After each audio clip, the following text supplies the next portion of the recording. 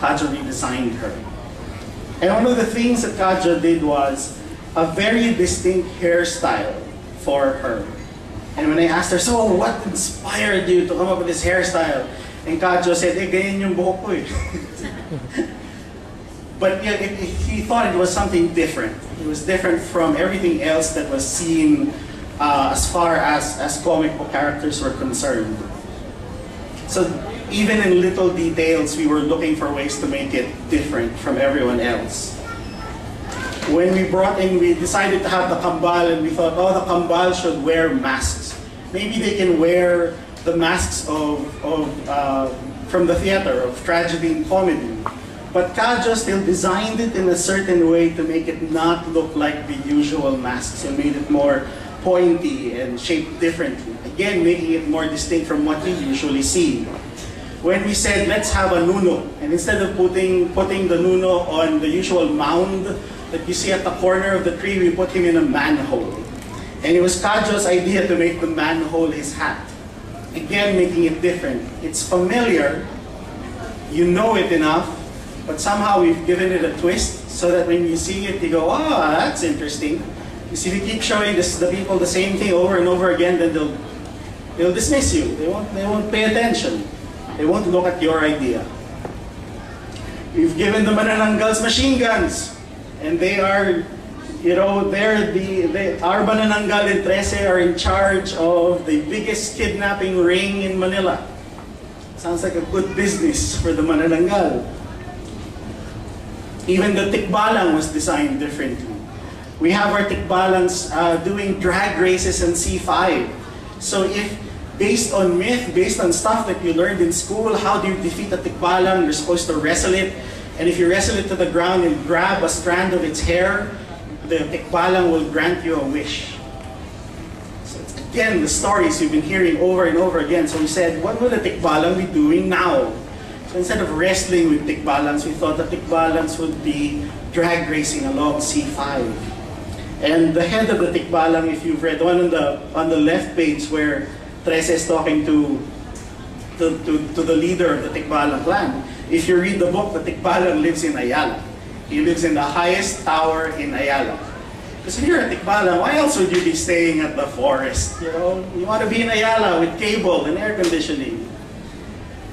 So from there, we were thinking, we already have the comic book, but there are more stories to tell. So we thought maybe we can tell it through a website where you have all prose stories. We call it Stories from the Diabolical. The Diabolical is the place where Alexandra Trese resides. That's her base of operations. So we have short stories for people to read. Trese is also on Twitter.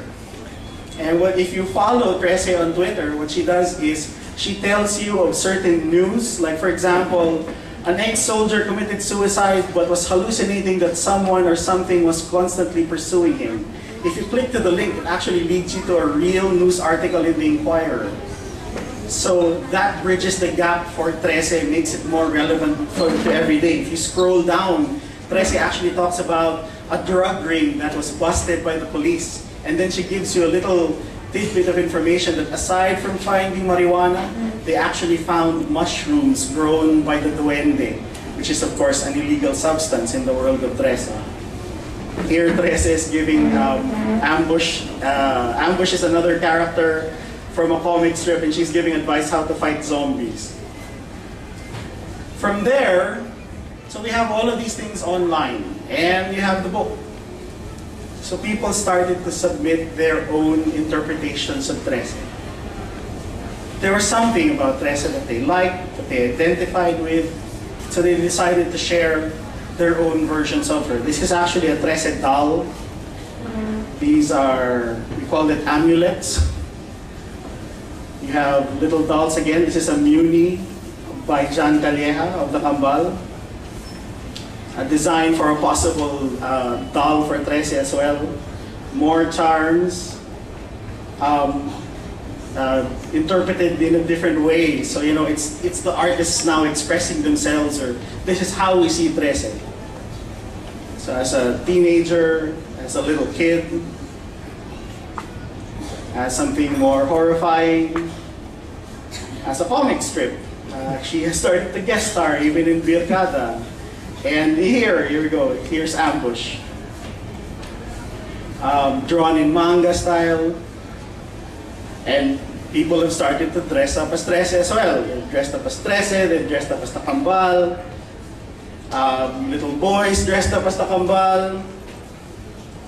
Little girls dressed up like Trese with their parents. And here's something that was made by a UST student, Melvin Arciaga. And what he did was, so he got his sisters and brothers and they started to take photos of themselves dressed up as Trese. He then said, can you give me a 4-page script and I will shoot it. So that's exactly what he did. He made a comic book using real people. Again, adapting it into his vision of things.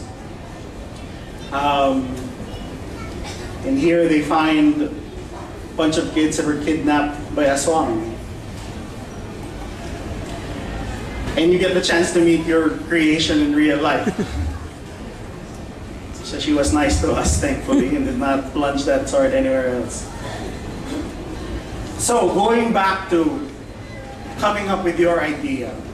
And again, since you're the one coming up with the idea, then you should be able to find a way to make it different from everyone else's. You have an idea about a boy who could fly. Yeah, you've heard it all before. Boy who could fly. So if you say, I want to do a story about a boy who could fly, and somebody tells you, oh, it's already been done. Maybe there's another way of doing it. How about a story of a little boy, and when he says a magic word, he becomes a Superman? Different from boy who comes from another planet, comes here and can fly. Or how about a superhero who only dreams of being able to fly without having to save anyone else? This is Samaritan from the comic book Astro City. Or what about a boy who could fly and discovers that his father is the greatest superhero in the world and now has to live up to that reputation of being the greatest superhero in the world? So again, there's so many different ways. There are a lot of ideas, but there's so many different ways of making it different, making it more special, making it new for people. Lastly, I guess, or a dog who could fly. So I guess the last thing that I want to say is something that I will rip off from one of my favorite comic book writers, Grant Morrison. And I guess this is one of the, yes, thank you, Jeff. This is one of the, I guess one of the key things of how do you come up with an idea that can be translated into a different medium. The important thing is making it more personal, making it come from your point of view. Grant Morrison said, you gotta remember, in the entire history of the universe, you're the only you that has ever existed and ever will exist. There's nobody in existence who is you, and no one can ever see the world the way you see it. And tell the rest of us how it looks. And it might be so different and so beautiful that it can change the world. So as long as you stay true to your idea, find a way to express it, write it or draw it, then your ideas can travel to different meanings. Thank you very much.